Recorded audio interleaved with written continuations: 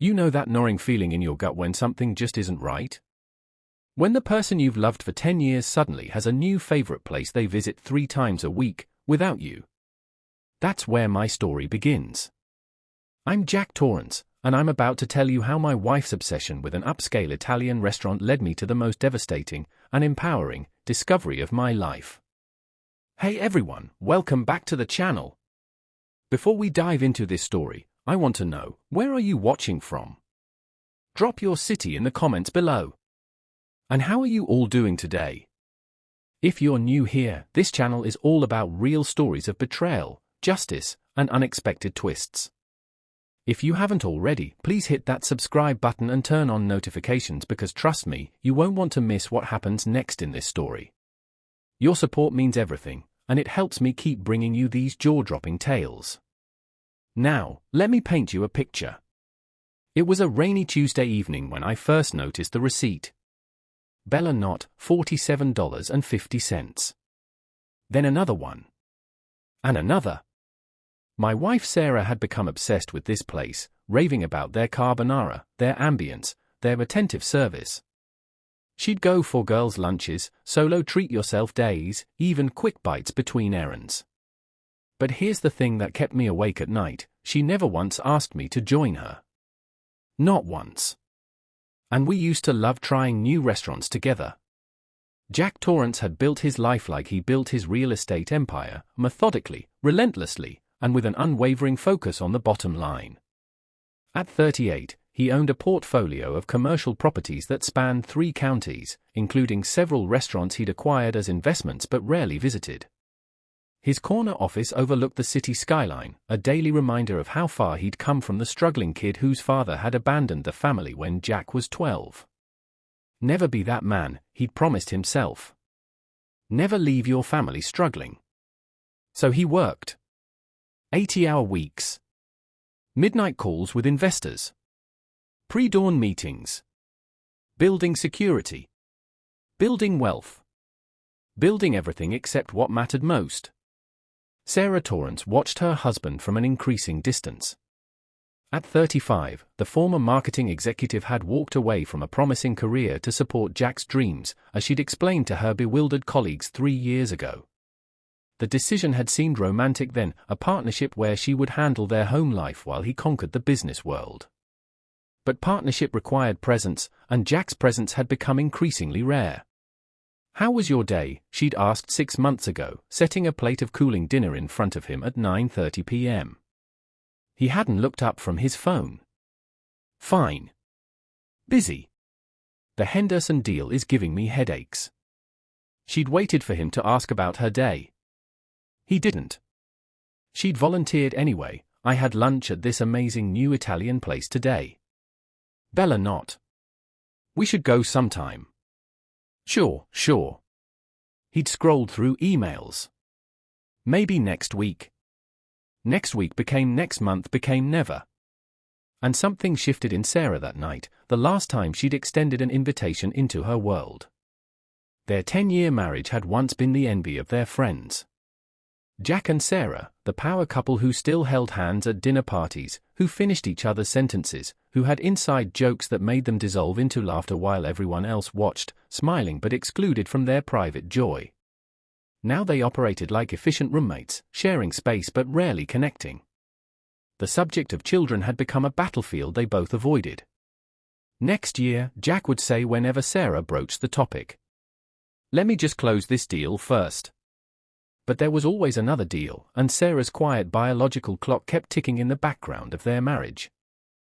On Thursday morning, Jack sat in his Tesla in the parking garage beneath his office building, gripping the steering wheel. He hadn't gone upstairs yet. Hadn't checked his emails. Hadn't called back the 3 investors whose names flashed on his phone.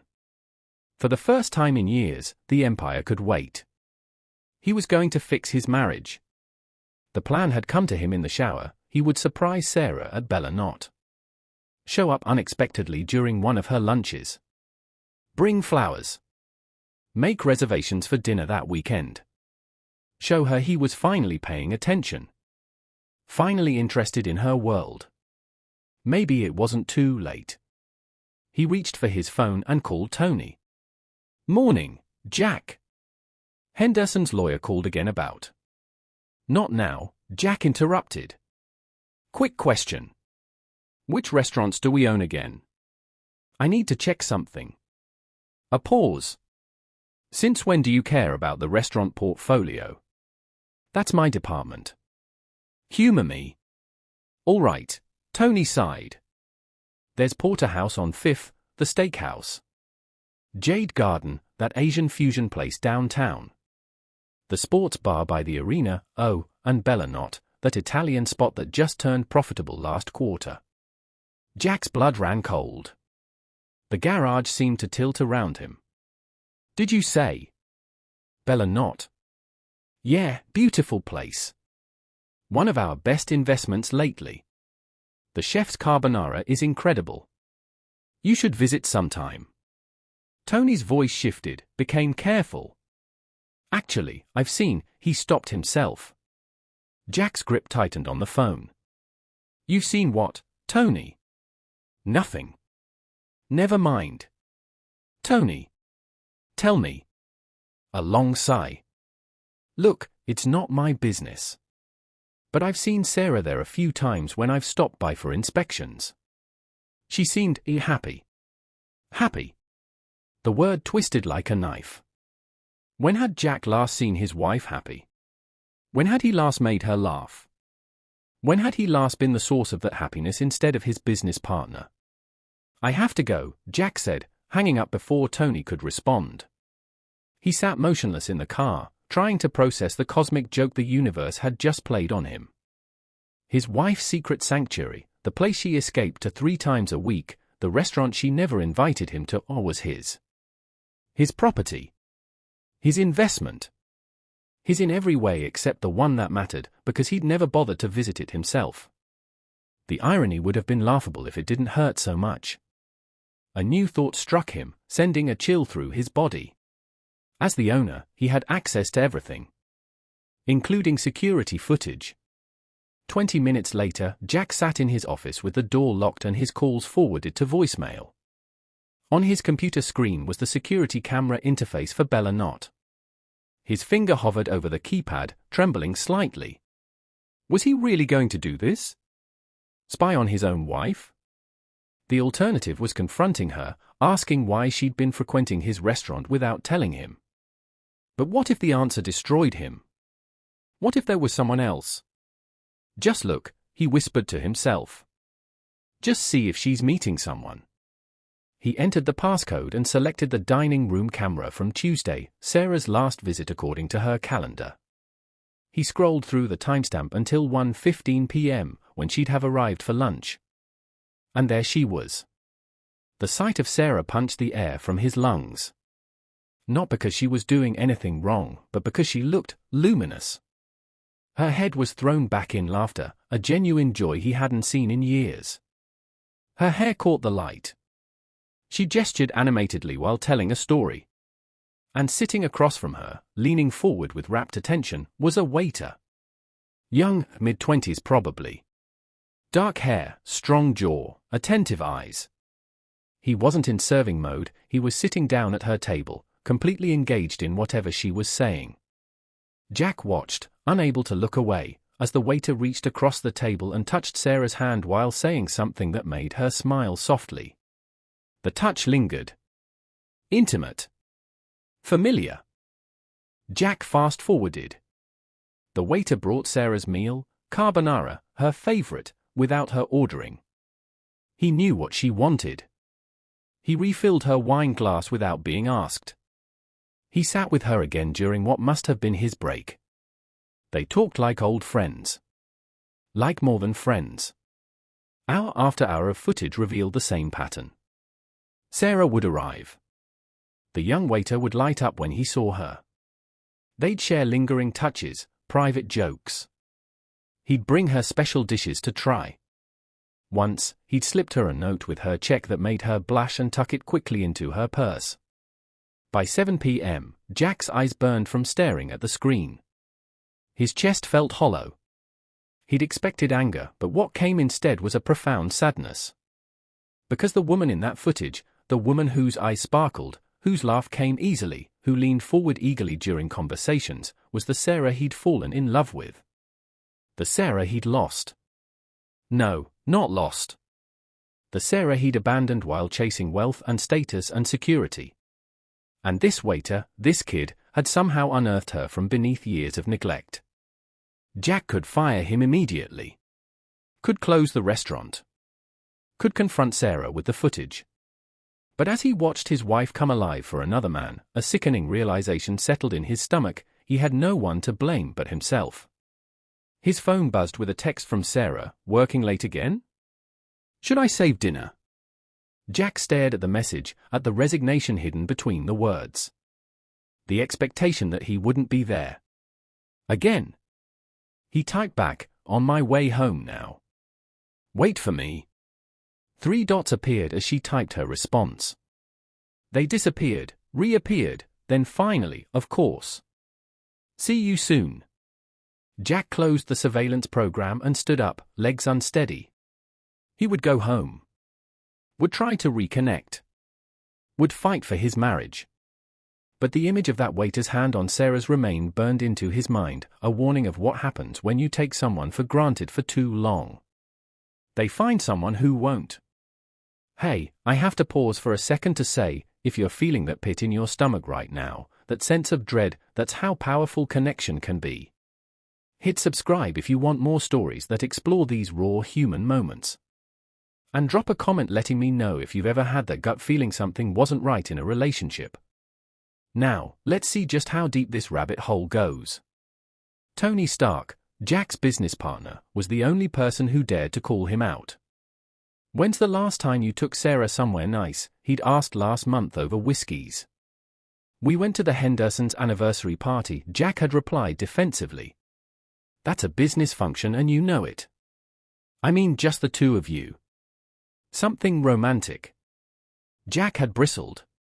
"I bought her that necklace from Switzerland. The diamond one."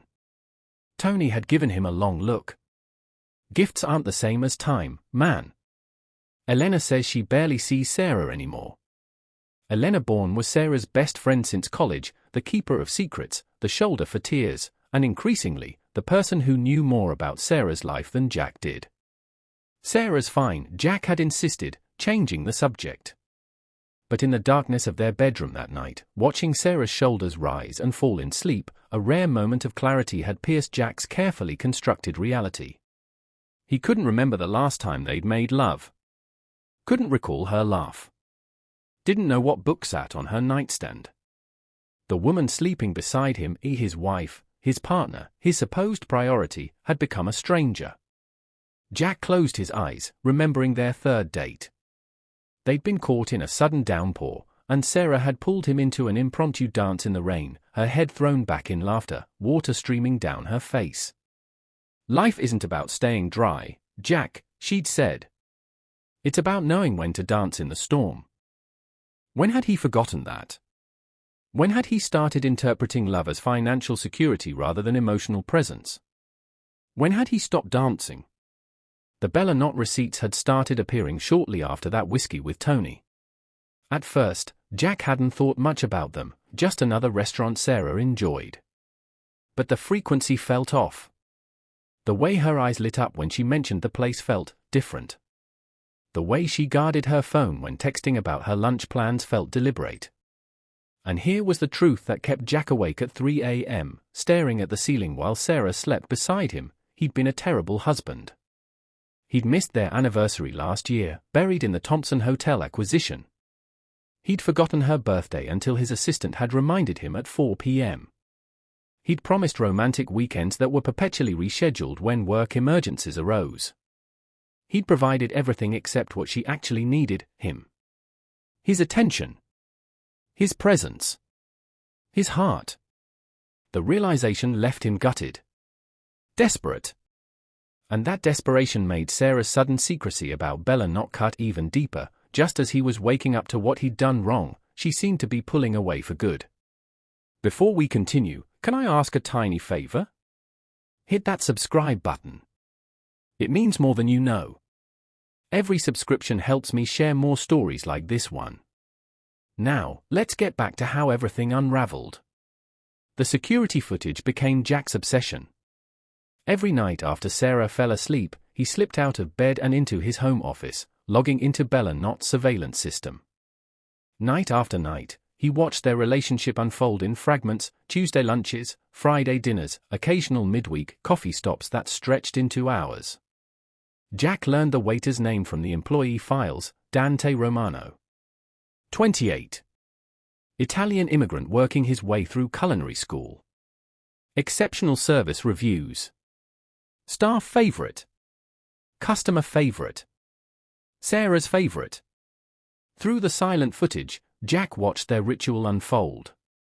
Sarah would arrive, and Dante's entire demeanor would shift, shoulders straightening, eyes brightening, a smile reserved only for her. He'd lead her to the same corner table, angled away from the main dining area. Private. Intimate. One Tuesday, Dante brought Sarah a single rose, from the garden, Jack read on his lips. Sarah had touched the petals gently, her expression soft with surprise. She tucked it into her purse carefully, as if preserving a precious artifact. Another day, Sarah arrived looking stressed, her movements tight and controlled. Dante had noticed immediately. Without her ordering, he'd brought her chamomile tea alongside a small plate of the tiramisu she loved. Jack watched his wife's shoulders slowly relax as Dante sat across from her during his break, just listening while she talked. The most painful footage came from a rainy afternoon when the restaurant was nearly empty. Sarah had been wearing the blue dress Jack had given her for Christmas, a gift his assistant had selected. Her hair was different, shorter, with golden highlights Jack hadn't noticed. Had she changed it weeks ago? Months? Dante had approached her table with what looked like a small gift box. Sarah had opened it, her hands flying to her mouth in surprise. She'd extracted a delicate bookmark with pressed flowers. Jack had zoomed in, enhancing the image, his stomach twisting as he read Dante's lips. You mentioned your book got ruined when you were reading in the park and it rained. Thought you could use this for the replacement copy. He remembered her details. Listened to her stories. Saw her. Jack closed his laptop, a hollowness expanding in his chest. When had he last listened, truly listened, to Sarah? When had he last remembered something important to her? You're destroying yourself with this, Tony warned over lunch the next day, watching Jack push food around his plate. You look like hell. I feel like hell, Jack admitted. The lack of sleep, the constant surveillance, the gnawing jealousy and guilt, it was eroding him from the inside out. Have you talked to her? Jack shook his head. What would I say? Hey honey, I've been spying on you through security cameras and I noticed you seem happier with the waiter at my restaurant than you've been with me in years. Tony leaned forward. How about, I've been a workaholic jackass who's taken you for granted, and I want to fix our marriage before it's too late. Jack stared into his coffee. What if it already is? Then you'll know. But this surveillance shit? It's not healthy, man. Jack nodded, not meeting his friend's eyes. They both knew he wouldn't stop watching. That evening, Jack made it home by 6:30 p.m., a minor miracle by his standards. He brought flowers, not roses, which now felt tainted by association with Dante, but sunflowers. Sarah's actual favorite. These are nice, Sarah said, accepting them with a small smile that didn't reach her eyes. What's the occasion? The question stung. Had he really reached a point where a simple gesture of affection required a special reason? No occasion, he said, trying to sound casual. Just thought you might like them. She placed them in a vase, her movements efficient rather than pleased. I have dinner plans tonight, actually. Elena's going through a rough patch, girls' night. Girls' night. Jack checked his mental calendar of Sarah's Bella Notte visits. Thursday wasn't her usual pattern. I could come with you, he suggested. We haven't had dinner together in a while. Sarah looked genuinely startled by the offer, which only amplified Jack's guilt. That's nice, Jack, but Elena needs privacy for this conversation. Another night. Another night. Always another night. Sure, he said, forcing a smile. Have fun. After she left, he logged into the security system immediately.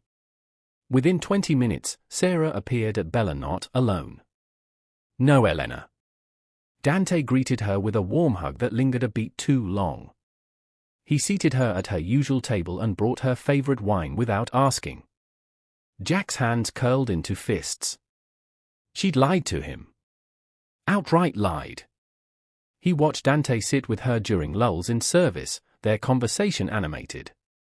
Jack had installed the system for security, not audio surveillance, so he could only piece together fragments of their interaction through body language and occasional lip reading. At one point, Sarah showed Dante something on her phone that made him throw his head back in laughter. She beamed at his reaction, clearly delighted to have amused him. When was the last time she'd shared something funny with Jack? When had she stopped trying? Most devastating was the moment Dante reached over to brush a strand of hair from Sarah's face, a gesture so tender, so familiar, that Jack felt physically ill. Sarah didn't flinch or pull away. Instead, she leaned slightly into the touch, her eyes holding Dante's for a long moment before they both seemed to remember where they were.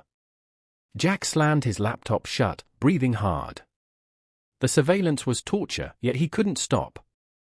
Each session revealed more evidence of his failure as a husband, more proof of the connection growing between Sarah and this man who gave her what Jack had withheld for years: attention, appreciation, presence. The next morning, Tony found Jack in his office, eyes bloodshot from another sleepless night. "Whatever you're planning, think it through," Tony said from the doorway. "You own that restaurant, but you haven't owned your marriage in years." Jack looked up, his expression hollow. "What would you do?" Tony sighed. "I'd stop watching the footage and start watching my wife. I'd ask what she needs. I'd listen to the answer. And I'd remember that people don't stray when they're getting what they need at home." The words hit Jack like a physical blow. Because Tony was right, people didn't stray when they were getting what they needed at home. And Jack had given Sarah everything except what she actually needed, him. That evening, Jack tried again. He came home early, suggested a weekend away, just the two of them. "That sounds lovely," Sarah said, her tone polite but distant. "But I have plans this weekend." Rain check. Plans at Bella Notte, no doubt. Plans with Dante. Sure, Jack said, the word tasting like ash in his mouth. Rain check. Later, lying awake beside his sleeping wife, Jack faced the terrifying possibility that he might be too late. That years of emotional neglect had created a chasm too wide to cross. That Sarah had found in a near stranger what her husband had failed to provide. And he had no one to blame but himself. Before we continue, if you've ever felt that sick feeling of knowing something's wrong but being afraid to confront it, drop a comment below. And if you're new here, subscribe to join our storytelling family. Your support helps me share more real, raw stories like this. Now, let's see what Jack discovers next. The footage that changed everything came on a Wednesday night. Jack had been tracking Sarah's visits to Bella Notte with the precision of a military strategist. He knew her patterns now: Tuesday lunch, Thursday dinner, occasional Sunday brunch. But this Wednesday evening visit was unusual. The restaurant had closed 30 minutes earlier according to the timestamp. The dining room was empty except for two figures in a corner booth, illuminated by a single light. Sarah and Dante. Jack's hand hovered over the keyboard, trembling slightly. He should turn it off. Should stop torturing himself. Should confront Sarah or let her go or do anything except continue this digital voyeurism that was destroying him from the inside out. Instead, he zoomed in. They were sitting close, their heads bent together in what looked like an intimate conversation. Dante was holding Sarah's hand across the table. But something was off about his posture, his shoulders were shaking. Jack adjusted the contrast, enhanced the image. Dante was crying. Jack stared, bewildered. This wasn't the body language of seduction or affair. This was something else. He leaned closer to the screen as Sarah reached out and touched Dante's face, wiping away what must have been tears. The security system wasn't designed for audio, but the newer cameras had basic sound capability for incident documentation. Jack enhanced the audio, straining to hear through the static and background noise. "Can't afford to bring her here from Italy for treatment," Dante was saying, his voice breaking. "The specialists say it's aggressive. I'm working 3 jobs and it's still not enough. You're the only person who knows, Sarah. Everyone thinks I'm this carefree guy, but I'm drowning." Jack felt a strange sensation in his chest, the anger and jealousy receding, replaced by something unexpected. Compassion.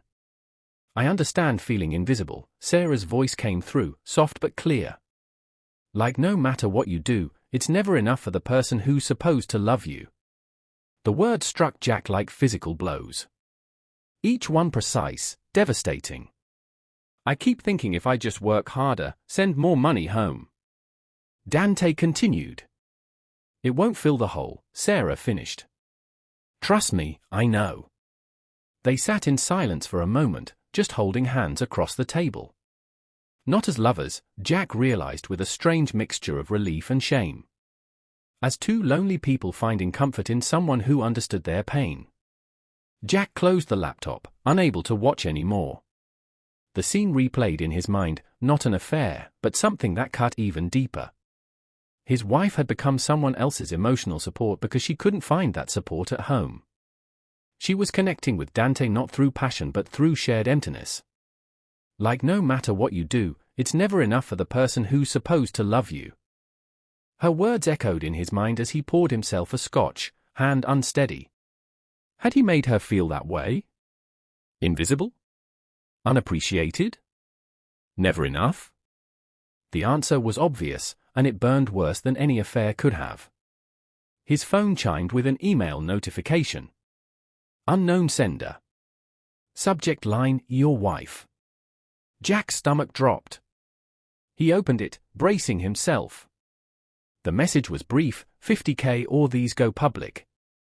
Think what it would do to your reputation." To hers. Wire instructions attached. Below were 5 photos. Jack's hands went cold as he scrolled through them. Sarah and Dante in positions that left nothing to the imagination. A hotel room. Tangled sheets. Intimate embraces. But something felt wrong. The lighting was off in subtle ways. Sarah's birthmark, the small crescent on her shoulder that Jack had once traced with his fingertips in the early days of their marriage, was missing in one photo, then on the wrong shoulder in another. Jack forwarded the email to Richard Freeman, a private investigator he'd used for business background checks. The call came back within 20 minutes. "These are fake," Richard said without preamble. "Good ones, but fake. Deep fakes, specifically. Someone's mapped their faces onto, well, adult content. Look at the metadata, the timestamps don't match. The hotel room appears in a dozen stock photos online. This is an amateur blackmail attempt." Relief flooded Jack, followed immediately by confusion. Who would do this? And why? "Someone who wants money, obviously," Richard replied. "But the interesting question is, how did they know to target your wife and this particular waiter? Someone's been watching them." Just as Jack had been. The irony wasn't lost on him. "I can trace the email," Richard offered. "Might take a few days." "Do it," Jack said, ending the call. He sat in his darkened office, staring at the fake photos. Someone else had noticed Sarah and Dante's connection. Someone else was watching. But unlike Jack, they'd jumped to the wrong conclusion, or more likely, they'd seen an opportunity to exploit what looked like an affair. His phone buzzed with a text from Sarah, "Working late again." The familiar question carried new weight now. He could see the resignation behind it, the expectation of disappointment. How many times had she reached out, only to be met with distraction or absence? Heading home now, he typed back. "Wait up for me." Her response came quickly, "I'll be here." Jack stood, decision made. He wouldn't mention the blackmail attempt yet, not until Richard traced its source. But he would go home to his wife. would really see her, perhaps for the first time in years. Because the footage had revealed something far more important than whether Sarah was having an affair. It had shown him exactly what he'd been taking for granted, and exactly what he stood to lose. If you're feeling the weight of this moment, you're not alone. We've all missed signals from people we love. Hit that subscribe button if you want more stories that cut straight to the heart. And tell me in the comments, have you ever realized too late what someone needed from you? Now, let's see if Jack can salvage what's left of his marriage. The surveillance footage consumed Jack completely. Work emails piled up unanswered. Calls went to voicemail. The Henderson deal, once his obsessive focus, now felt trivial compared to the disintegration of his marriage playing out in high definition across his screen. Jack stopped shaving. Started drinking earlier each day. Watched the footage on repeat like a man possessed, searching for answers in the digital ghost of his wife's happiness. On Saturday morning, Tony found him asleep at his desk, laptop still open to Bella Notte's security feed. Jesus, Jack! This has to stop. Jack looked up with bloodshot eyes. Did you know? About Sarah and Dante. Tony's expression softened. I knew she went there often. I knew she seemed happier there than when I saw her at your house. That's all. She lied to me, Tony. She said she was with Elena when she was with him. And you've been honest?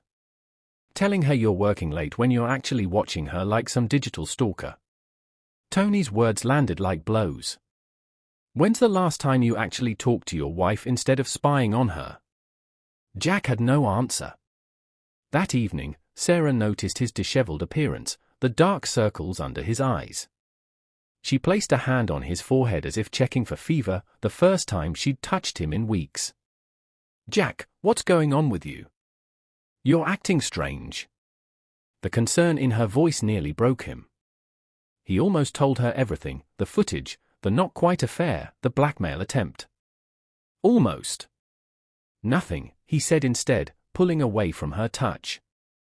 Just work stress. Something dimmed in Sarah's eyes.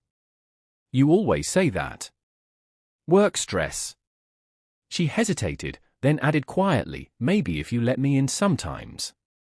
The words trailed off into silence. She gathered her purse, heading for the door. Going somewhere? Jack asked, already knowing the answer. Bella Notte, she replied without turning. I won't be late. After she left, Jack poured himself another scotch. Then another. By his third drink, a dangerous clarity settled over him. He was done watching from a distance. It was time to see this connection in person. 40 minutes later, Jack sat in a corner booth at Bella Notte, baseball cap pulled low, menu obscuring his face. The restaurant hummed with Saturday evening energy, couples on dates, families celebrating, servers weaving between tables with practiced grace. Then Sarah walked in, and the entire room seemed to orient around her.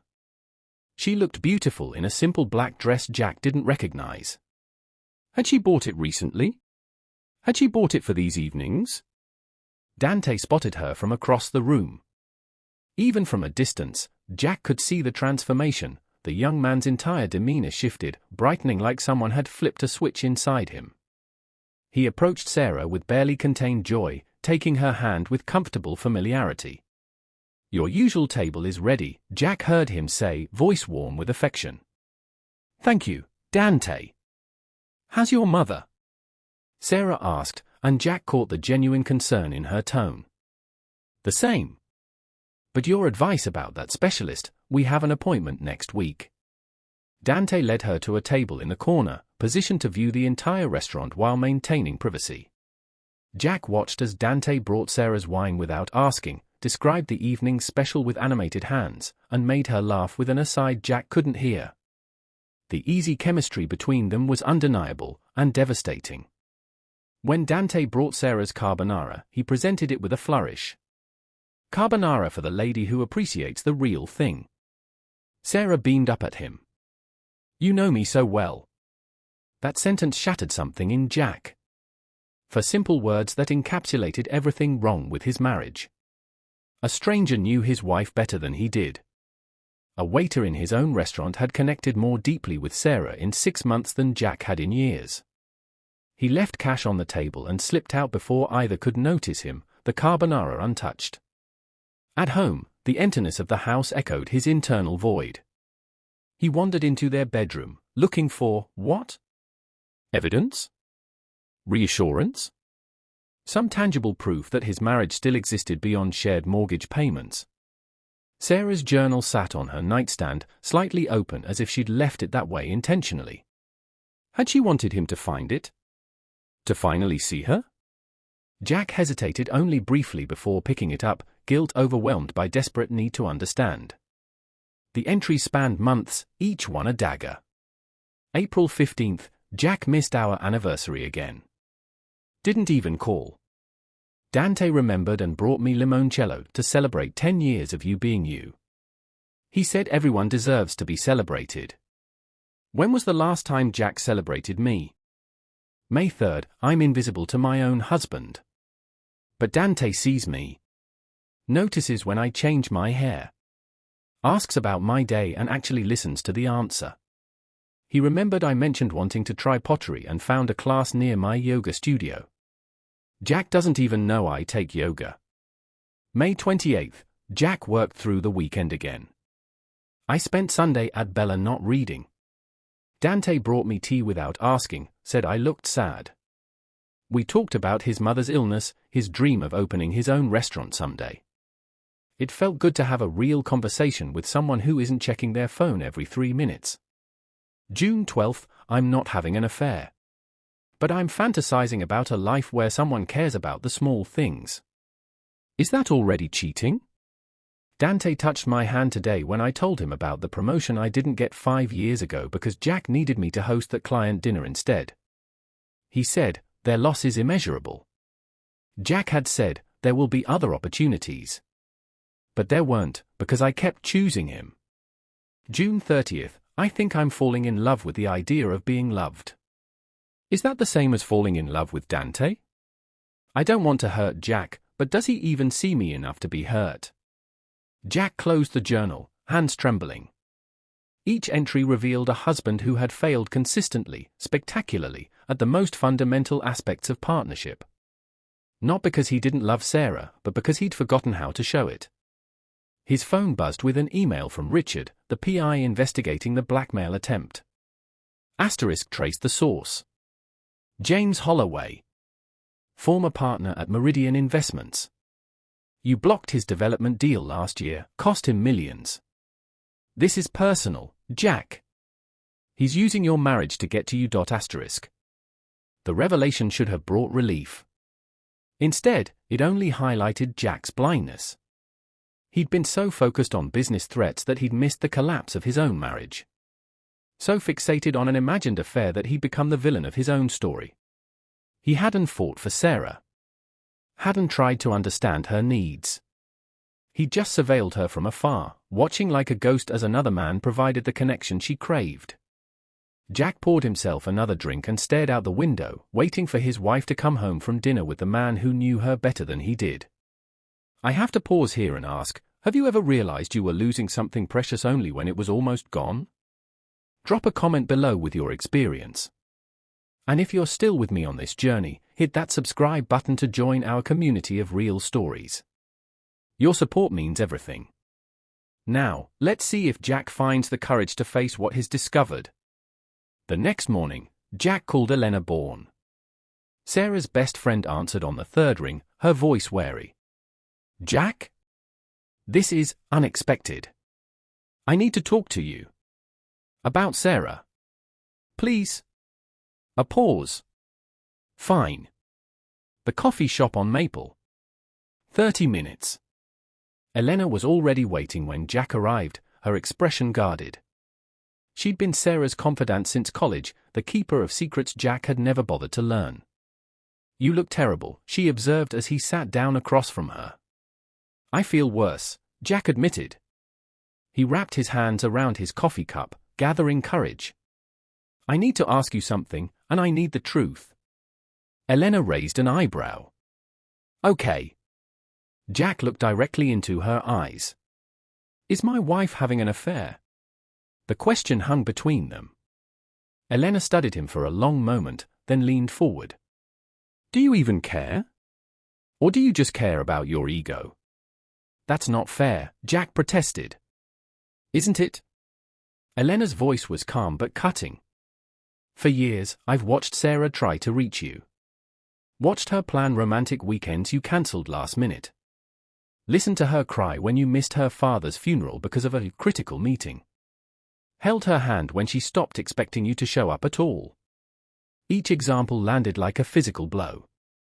Jack hadn't made the funeral? How had he forgotten that? I love her, Elena, he said, his voice breaking. I know I've been terrible, but I love her. Elena's expression softened slightly. Then prove it. Not with money. Not with grand gestures. Prove you see her. She leaned closer, her next words deliberate. Because Dante? He sees her. And that's all she's ever wanted from you. How do I fix this? You start by asking Sarah that question, not me, Elena replied. But first, ask yourself why you're suddenly interested in your marriage. Is it because you genuinely miss your wife? Or because someone else appreciates what you neglected? The question struck at Jack's core. Had he only noticed Sarah's absence when another man noticed her presence? Was his motivation love or possession? I want her to be happy, Jack realized aloud. Even if. He couldn't finish the sentence. Elena reached across the table and touched his hand, the first gesture of kindness she'd shown him in years. Then start there. With that truth. As they parted, Elena said one last thing, she's not sleeping with him, Jack. But they understand each other. Ask yourself why a stranger connects with your wife better than you do. Jack drove directly to Bella Notte. It was morning, the restaurant wouldn't open for hours. But he knew from the employee files that Dante arrived early to prep for lunch service. The back door was unlocked. Jack found Dante in the kitchen, slicing vegetables with practiced precision. The young man looked up, recognition dawning slowly. Mr. Torrance. Dante set down his knife, wiping his hands nervously on his apron. I wasn't expecting, is there a problem with the restaurant? Jack studied him, this man who had seen in Sarah what Jack had overlooked for years. He was younger, yes. Handsome in a classical way. But what struck Jack most was the kindness in his eyes, the genuine concern in his expression. I'm not here about the restaurant, Jack said quietly. I'm here about my wife. The color drained from Dante's face. He took a step back. Sir, Just tell me one thing, Jack interrupted, his voice steady despite the storm inside him. Tell me about her.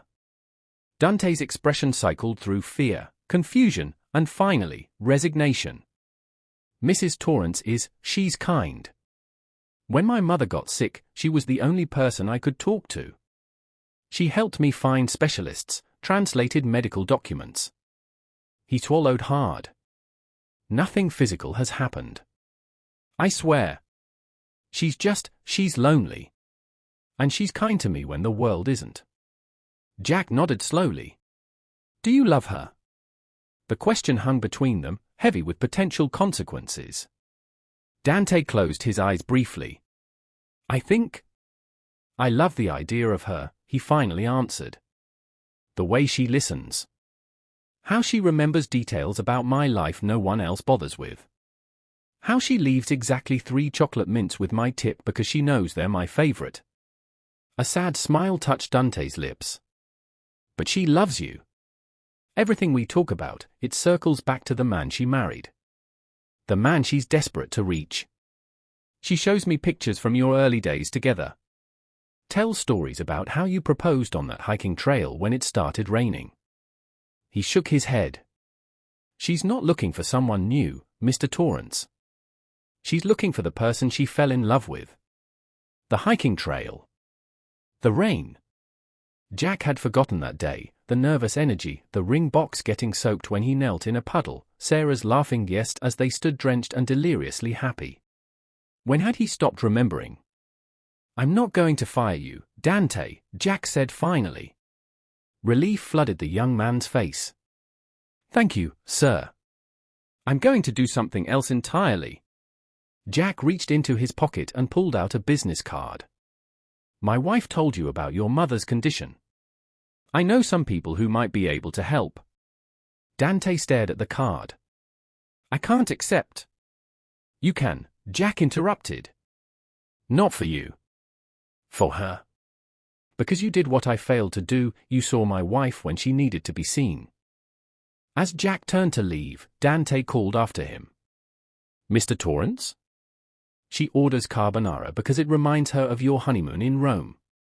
Did you know that? Jack stopped, the memory washing over him, Sarah laughing in that little trattoria, carbonara sauce on her chin, promising they'd return for their 10th anniversary.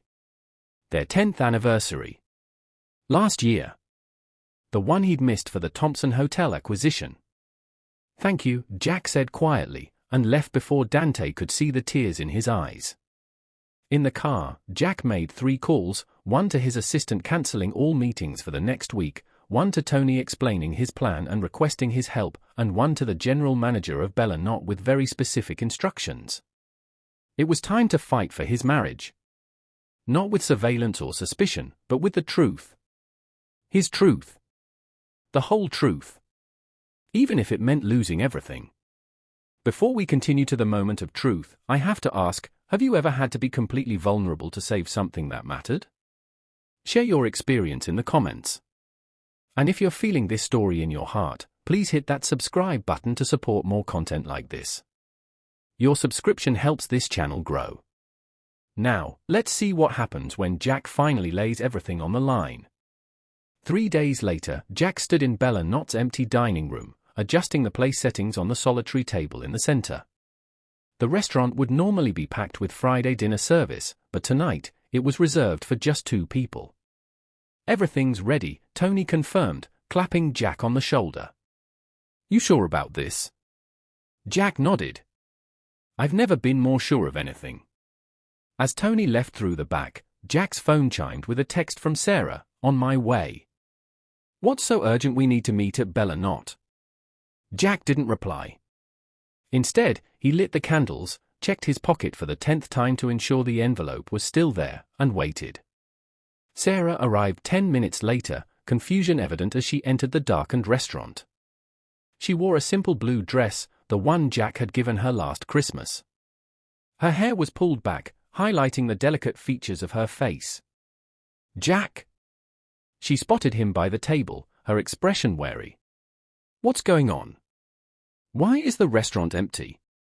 Please, he gestured to the chair across from him. Sit.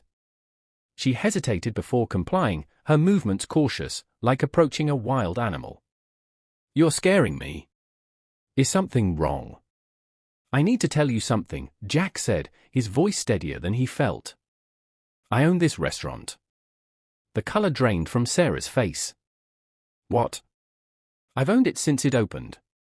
It's one of my investment properties. Jack took a deep breath. And Sarah? I've seen everything. Her eyes widened with understanding, then horror. What are you saying? The security footage. I've watched it all. For weeks. The confession burned his throat. I know about Dante. Your conversations. The time you spend here. Sarah's hand flew to her mouth, tears springing to her eyes. You've been spying on me. Yes, Jack admitted, shame washing through him. After I found the receipts. After I realized you had a favorite restaurant you never once invited me to. I was hurt and confused, and instead of asking you, I watched. How dare you? Sarah's voice trembled with anger and betrayal. How dare you invade my privacy like that? You're right to be angry, Jack said quietly. I was wrong. Completely wrong. Then why are we here? To accuse me of having an affair? Because I'm not, Jack. I have never? I know, he interrupted gently. I know you're not having an affair. But that's not why we're here. Jack reached across the table, not touching her, just extending his hand in offering. Sarah stared at it, making no move to take it. "We're here because I owe you the truth. All of it." Jack withdrew his hand and continued. "The worst part wasn't suspecting you might be involved with someone else. The worst part was watching you come alive for another person and realizing I couldn't remember the last time you'd looked at me that way." Sarah's anger seemed to falter, her eyes searching his face. "I watched you laugh with Dante. Watched him remember your favorite wine, notice when you were sad, bring you that bookmark because he remembered you mentioned your book getting ruined in the rain." Jack's voice broke slightly. "And I realized I've been a ghost in our marriage. I thought providing for you was love. But you didn't need a provider. You needed a partner. You needed to be seen." A tear slipped down Sarah's cheek. "Do you know how long I've been trying to tell you exactly that?" "Too long," Jack acknowledged. "I was so focused on building security that I forgot to build a life with you. I missed your father's funeral, Sarah. I can't believe I did that." "You said the Henderson deal couldn't wait," Sarah whispered, the old pain evident in her voice. "No deal is more important than you. I just forgot that somewhere along the way." Jack leaned forward. "I'm not asking you to forgive me tonight. I'm asking for the chance to earn my way back into your life." Sarah wiped away a tear. "And what about Dante? Are you going to fire him because I found someone who actually listened to me?" "No," Jack shook his head. "I'm giving him the restaurant." "You're what?" "Bella Notte. I'm signing it over to him. He deserves it more than I do. He actually showed up." Jack pulled the envelope from his pocket and placed it on the table. "This is the deed transfer. It's already done." Sarah stared at the envelope, speechless. "There's something else you should know," Jack continued. "Someone's been blackmailing me. With fake photos of you and Dante. Deep fakes, created to look like you were having an affair." Sarah's eyes widened. "James Holloway," she whispered. Jack blinked in surprise. "How did you?" "Because he tried to blackmail me too." Sarah reached into her purse and pulled out her phone, showing Jack a series of threatening messages. 3 weeks ago. He wanted me to convince you to approve his development project. Said if I didn't, he'd send you evidence of an affair." Jack stared at her, stunned. "You've been dealing with this alone? Why didn't you tell me?" "When, Jack?"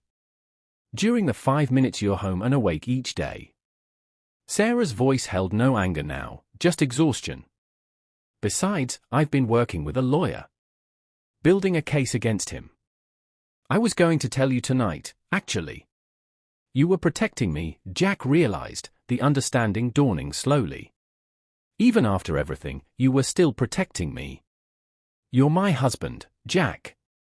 Even when I've been lonely, even when I've been tempted, you're still the only person I chose." Sarah's eyes met his, vulnerability and strength intertwined. "I just needed you to choose me back." The kitchen door swung open, and Dante appeared with 2 plates of carbonara. He set them down carefully, a sad smile playing at his lips. "On the house. For both of you." He looked at Sarah with genuine affection. "You deserve someone who shows up. I hope he does." He turned to Jack. "Thank you for the restaurant. And for your help with my mother's treatment." Some men would have just walked away. After Dante disappeared back into the kitchen, Sarah stared at Jack. What did he mean about his mother's treatment? "I made some calls," Jack said simply. "Connected him with specialists who owed me favors. She's flying in next week to start treatment at University Hospital." "That's unexpected." "I'm trying to be better," Jack said quietly. "Not just for you. For me too. I don't like who I've become, Sarah." Sarah looked down at the carbonara, then back at Jack. "Do you know why I order this?" "Because it reminds you of our honeymoon in Rome," Jack replied without hesitation. "The little trattoria where the waiter spilled wine on your white dress and you said it was worth it because the pasta was so good." Surprise flickered across Sarah's face. You remember that? I remember everything about us, Sarah. I just stopped showing it. Stopped showing up. Got so consumed with building a life for us that I forgot to live it with you. Jack reached into his other pocket and pulled out a small notebook, worn and clearly handled often. This is every moment I've ever treasured with you. I've been writing them down for 10 years. One entry every day. He slid it across the table. Sarah opened it with trembling fingers. On each page was a small memory, some significant, others mundane but precious. Asterisk the way she curls her toes when she laughs too hard. Asterisk. Asterisk how she always saves the cherry from her Manhattan for last. Asterisk. Asterisk the little dance she does when she thinks no one's watching. Asterisk. I've been keeping track, Jack said softly. Even when it didn't seem like it. I just stopped sharing these moments with the person who mattered most. Sarah closed the notebook, tears flowing freely now. I don't know what to say. Say you'll give us another chance. Jack reached across the table, palm up. Not because I deserve it. But because what we had is worth fighting for. For a long moment, Sarah stared at his outstretched hand. Then, slowly, she placed her hand in his. This doesn't fix everything, she warned. We have years of damage to repair. I know, Jack agreed. But it's a start. They ate their carbonara in a silence that wasn't quite comfortable but wasn't hostile either. A silence full of possibility. As they were finishing, Dante reappeared with tiramisu, Sarah's favorite dessert. With it, a note to new beginnings. Thank you for teaching me that love isn't about grand gestures, it's about showing up every single day. D. Sarah read it and smiled sadly. He's a good man. Yes, Jack agreed. Good enough to remind me what I was forgetting. As they prepared to leave, Sarah paused, reaching for Jack's hand. I have something to tell you too. Jack's heart raced. What is it? I got offered a position. Marketing director at Hayes & Morgan. I interviewed last month. Sarah, that's amazing. Jack's smile was genuine. When do you start? You want me to take it? She seemed surprised by his reaction. Of course I do. It's what you've always wanted. Jack squeezed her hand. I should have supported your dreams years ago. I'm sorry it took me so long. Outside the restaurant, under the glow of the Bella Notte sign, Sarah turned to Jack. We have a lot of work to do. I know. Jack nodded. I'm ready if you are. I'm not making any promises tonight, Sarah said carefully. But I'm willing to try. One day at a time. For Jack, it was enough. A chance was all he'd hoped for. As they walked to their cars, Jack's phone buzzed with a text from Tony. How did it go? Jack looked at Sarah, illuminated in the soft glow of the street lamp, beautiful and strong and still, somehow, willing to give him another chance. He typed back, we're starting over. Together. If you believe in second chances and the power of truly seeing someone you love, hit that subscribe button right now. Your support helps me bring more stories of redemption and human connection. And leave a comment sharing what this story has meant to you so far. Now, let's see where Jack and Sarah's new beginning takes them. 6 months later, Jack and Sarah stood hand in hand outside the newly renamed restaurant, Bella Vita, Beautiful Life. The grand reopening had drawn a substantial crowd, with Dante beaming proudly beside his mother, now in remission after successful treatment. Nervous? Jack asked, squeezing Sarah's hand. A little, she admitted. It feels strange being here as guests rather than whatever we were before. Jack understood. This place had nearly destroyed their marriage, and then, paradoxically, helped save it. The symmetry wasn't lost on either of them. Inside, the restaurant had been transformed. Dante had kept the warm ambience but added personal touches, family photos from Italy, hand-painted murals. His mother's recipes featured prominently on the menu. It was no longer just a high-end Italian restaurant, it was a piece of Dante's heart made visible. "Your regular table is waiting," Dante greeted them with a warm smile, the awkwardness of their past largely faded. He led them to a corner booth, not Sarah's old table, but a new beginning. The past 6 months had been challenging, transformative, and ultimately healing. Jack had made dramatic changes, starting with cutting his work hours in half. Their weekly date nights became non-negotiable sacred time, no phones, no interruptions, just presence with each other. Sarah had started her new position at Hayes and Morgan, thriving in the role she'd wanted for years. Jack attended her first major presentation, sitting proudly in the audience as she commanded the room with confident expertise. They'd committed to marriage counseling, awkward at first, then painful, then gradually illuminating. Their therapist, Dr. Chen, had guided them through rebuilding trust, establishing boundaries, and rediscovering what had drawn them together in the first place. Some days were still difficult. Old patterns threatened to resurface. Arguments sometimes ended with painful silences. But they were trying, really trying, and that made all the difference. Over appetizers, Jack studied his wife's face, noting the new light in her eyes. "Do you ever think about him?" he asked, the question no longer weighted with jealousy. Sarah considered for a moment. "Dante? Sometimes. He was kind when I needed kindness." "Do you regret staying?" Jack asked quietly. Sarah reached across the table and took his hand, her touch deliberate and sure. "I regret the years we lost.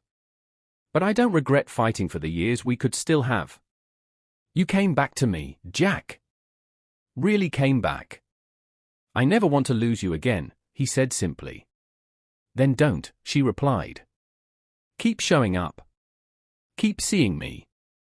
That's all I've ever needed." As they finished their meal, Dante brought over tiramisu, still Sarah's favorite. "My nonna secret recipe," he explained proudly. "I finally got her to share it." Jack noticed how Dante's eyes now lingered on his new hostess, a vibrant woman named Lucia who matched his passion for food and family. Life moved forward, as it should. After dessert, Sarah excused herself to the restroom. When she returned, her expression was different, nervous but joyful. "I have something to tell you," she said, sliding back into the booth. Jack's heart raced. "What is it?" "I'm pregnant." The world stopped. Jack stared at her, processing the words. Then he laughed, a burst of pure joy, followed by tears. "You're serious?" he managed to ask. 2 months, Sarah confirmed, her eyes shining. "I found out last week. I wanted to tell you somewhere meaningful. This place, it almost destroyed us. But it also saved us." Jack reached across the table with both hands, taking hers. All the dreams they'd put on hold, all the conversations about someday when the time was right, someday had finally arrived. "Thank you," he whispered. "For what?" "For not giving up on us. For waiting for me to figure out what matters." She leaned across the table and kissed him softly. "Thank you for finally seeing me." As they walked to their car, Jack's phone buzzed. A text from Dante, "Congratulations. I heard the news. She deserves all the happiness. Make sure you're the one giving it to her." Jack smiled and replied, "Every single day." In the car, Sarah rested her hand on her still flat stomach. "I'm scared," she admitted. "What if we mess this up too?" Jack covered her hand with his. "We probably will, sometimes. But we'll mess up together. And we'll fix it together."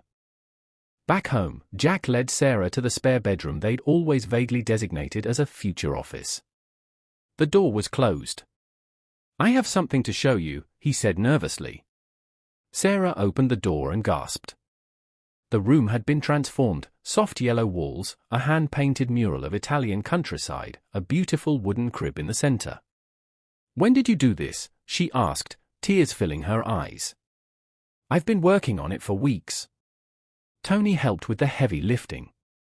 Jack stood behind her, arms encircling her waist.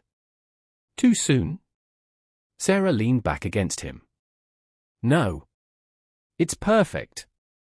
They stood together in the doorway of their child's future room, the past receding behind them, the future opening before them, uncertain but facing it together. The security cameras at Bella Notte had been removed months ago. Jack didn't need to watch Sarah anymore. He just needed to be present with her. The observation had been replaced with participation, the surveillance with genuine connection. Later that night, as Sarah slept beside him, Jack opened his journal and made the day's entry. Today, Sarah told me we're going to be parents. Today, I promised our child will never wonder if they matter more than my work. Today, I remembered why I fell in love with her, not just because of who she was then, but because of who we could become together.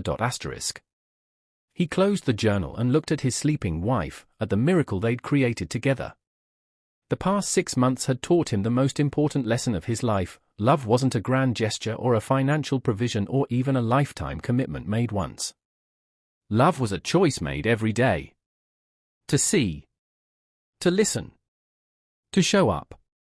To remain. And every day for the rest of his life, Jack Torrance would make that choice. I want to thank you for staying with this story until the end. If it touched your heart, please hit that subscribe button and share it with someone who might need to hear it. Remember, sometimes the most important people in our lives are waiting for us to truly see them. Don't wait until it's almost too late. Leave a comment letting me know what moved you most about Jack and Sarah's journey. Until next time, choose love. Choose presence. Choose to show up.